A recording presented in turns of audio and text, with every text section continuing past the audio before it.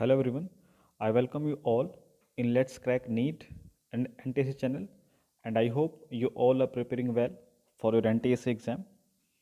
However, अभी exam की date नहीं आई है, ठीक है, but need not to worry about that. आप अपनी प्रिपरेशन को कंटिन्यू रखें. एग्ज़ाम की डेट जो है कभी भी आ सकती है, ठीक है, क्योंकि कोई सर्टेन नहीं है कब आएगी डेट. ऐसा ना हो कि हम प्रिपरेशन जो है अभी छोड़ दें और अचानक से जो डेट आ जाए तो जो अल्टीमेट हमारा ड्रीम है दैट विल बी लॉस्ट. ठीक है, so just keep on preparation. So let's discuss few more question so that your preparation can be more boosted. So let's start with the first question. So जो first question है कहता है कि the number of layers in the meninges is. ठीक है, तो meninges जो है that are present in our brain, ये हमारे ब्रेन में प्रेजेंट है. ठीक है, और जो मेनिंजेस का जो नंबर होता है वो होता है 3. ठीक है, तो ब्रेन में जो मेनिंजेस जो प्रेजेंट है, जो मेम्ब्रेन जो प्रेजेंट है, देयर नंबर इज 3. ठीक है, so the option number 4 will be the right answer. बहुत इजी क्वेश्चन था, बेसिकली फैक्चुअल इंफॉर्मेशन है that we have to learn. ठीक है, so the option number 4 will be the right answer. Let's see the next, that is question number 9. Question number 9 क्या कहता है कि the delta cells in the pancreas. ठीक है, देखिए पैनक्रियाज को हमने बहुत बार डिस्कस किया है. ठीक है, because pancreas is a mix type of gland. ठीक है, इसमें इसका कुछ पार्ट जो है एंडो भी है और कुछ जो है एक्सो भी है. ठीक है, एंडो में जो सेल्स वी हैव डिस्कस्ड वो अपने पास जो है वो अल्फा सेल्स हैं, बीटा सेल्स है. ठीक है, and then we have the delta cells. ठीक है, तो अल्फा सेल्स से तो जो है ग्लूकागोन सिक्रीट होता है. बीटा सेल से जो है वो इंसुलिन है. ठीक है, और जो डेल्टा सेल्स हैं, ठीक है, डेल्टा सेल से वी हैव सोमैटोस्टैटिन. ठीक है, और साथ में जो पैनक्रेटिक पॉलीपेप्टाइड है, ठीक है, ये भी यहीं से सिक्रीट होते हैं. द प्रॉब्लम इज दैट यहाँ पे ऑप्शन में जो है दोनों ही अवेलेबल है. सोमैटोस्टैटिन भी दिया हुआ है इन्होंने और पैनक्रेटिक पॉलीपेप्टाइड भी दिया हुआ है. ठीक है, so the option number second और जो फोर्थ, ठीक है, दोनों ही यहाँ पे सही है. ठीक है, तो याद रखेंगे that PP, pancreatic polypeptide is also known as PP, that is also secreted by the delta cells of the pancreas. ठीक है, so along with the somatostatin, pancreatic polypeptide are also a part of the delta cell. ठीक है, so option number second और fourth यहाँ पे दोनों ही ठीक consider किए जाएंगे. Let's see the next, that is question number 10. ठीक है, बहुत अच्छा क्वेश्चन है कि जो क्विक विल्ट है in the paper is caused by, तो जो ब्लैक पेपर है उस पर जो क्विक विल्ट जो डिजीज़ है वो किसके थ्रू होती है. ठीक है, so it occurs via a fungus. ठीक है, अब फंगस के थ्रू कॉज होती है और फंगस जो है इसमें दैट इज नेम्ड एज फाइटोफोरा. जो फाइटोफोरा कैप्सिकी. ठीक है, फाइटोफोरा जो कैप्सिकी है ये एक फंगस है जो कि ब्लैक पेपर में क्विक विल्ट जो है वो डिजीज़ कॉज करती है.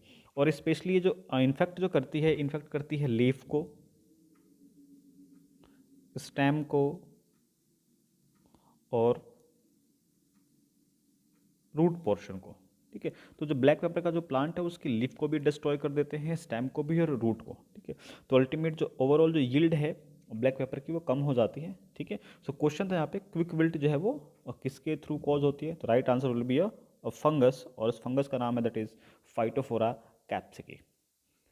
सो let's discuss new question. Next question is question number 11 that belongs to the light reaction of the photosynthesis. Okay, that belongs to the light reaction of the photosynthesis. तो कहता है कि the products of light reaction क्या क्या है हमारे पास. ठीक है, सो वी नो कि लाइट रिएक्शन में जो सबसे पहला इंपॉर्टेंट चीज़ है कि लाइट रिएक्शन के टाइम पे there is a splitting of water molecule. ठीक है, वाटर की स्प्लिटिंग होती है and there is a release of oxygen. ठीक है, तभी तो कहते हैं कि तो photosynthesis is very important for the survival of the living organism. ठीक है, क्योंकि वहीं से ऑक्सीजन का सोर्स है वो. तो लाइट रिएक्शन में एक तो वाटर की स्प्लिटिंग होती है तो ऑक्सीजन शुड बी देयर. ठीक है।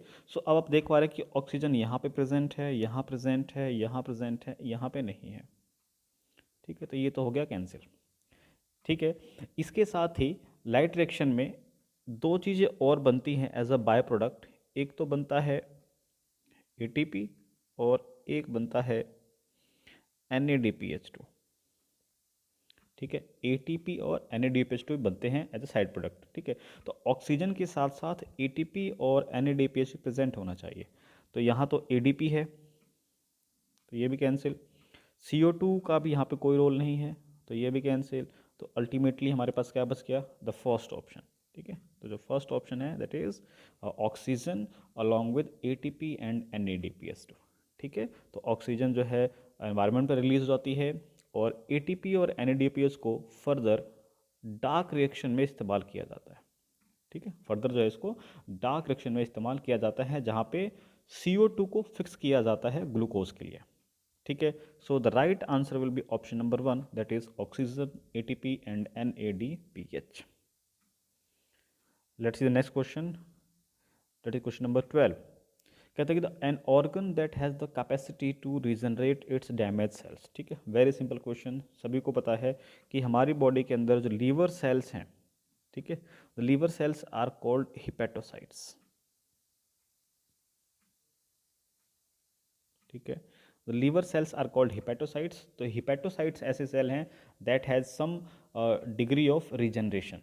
ठीक है, कि इन सेल्स के पास ही कुछ डिग्री ऑफ रीजनरेशन है, यही कुछ हद तक जो है अपने आप को रीजनरेट कर पाते हैं डैमेज सेल को। ठीक है, so the right answer will be liver and option number 3।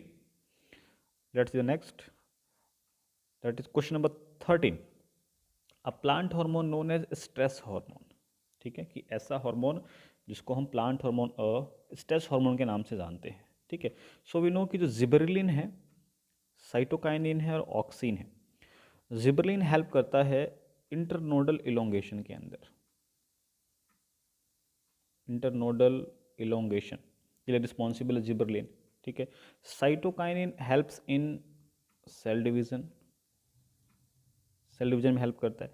और ऑक्सिन जो है ये रूट और शूट की ग्रोथ करवाता है। ठीक है, और ABA दैट इज ABC, इसको हम AB भी बोल देते हैं, कई बुक्स में ABC भी लिखा होता है। ठीक है, सो ये ABC जो हार्मोन है that is called stress hormone, क्योंकि ये प्लांट में ड्यूरिंग द स्ट्रेस जो है वो रिलीज होता है। जब भी कंडीशंस अनफेवरेबल होती हैं तो उस टाइम पे प्लांट के सर्वाइवल के लिए ये जो है हार्मोन उस समय बनता है और प्लांट्स को अनफेवरेबल कंडीशन में सर्वाइव करने में हेल्प करता है। ठीक है, और साथ साथ ये ग्रोथ इनहिबिटर भी है। ठीक है, ग्रोथ इनहिबिटर भी है। ठीक है, बाकी जो gibberellin, auxin, cytokinin these are the growth promoter, but the abscisic acid is growth inhibitor. So the right answer will be option number 4 that is ABA। Let's see the next, that is question number 14। 14 कहता है कि which one of the following is correct about veins. ठीक है, veins की बात हो रही है। इट मीन्स इस क्वेश्चन को करने के लिए we must know the difference between arteries and veins. जिसको डिफरेंस आर्टरीज और वेन्स के बारे में पता वो यहाँ पे इसको सॉल्व कर सकता है। ठीक है, सो सबसे पहला ही ऑप्शन कहता है कि वॉल्व्स आर प्रेजेंट। ठीक है, सो वी नो कि वेन्स के अंदर जो ब्लड है वो लो प्रेशर में फ्लो करता है। ठीक है, ब्लड जो है लो प्रेशर में फ्लो करता है।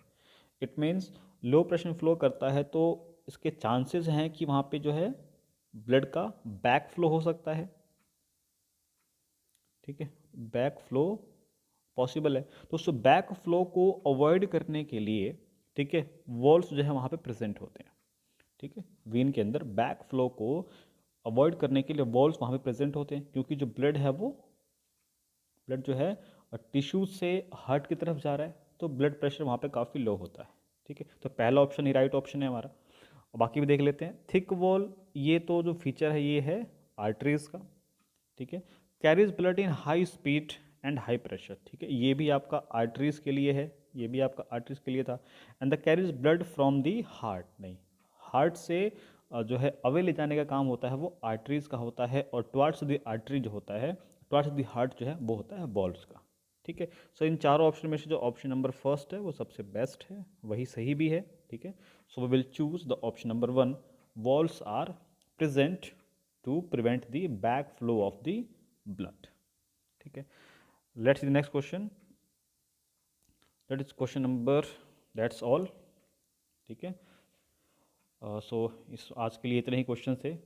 Thank you so much. अच्छे से प्रिपेयर करते रहें। मिलते हैं नेक्स्ट वीडियो में।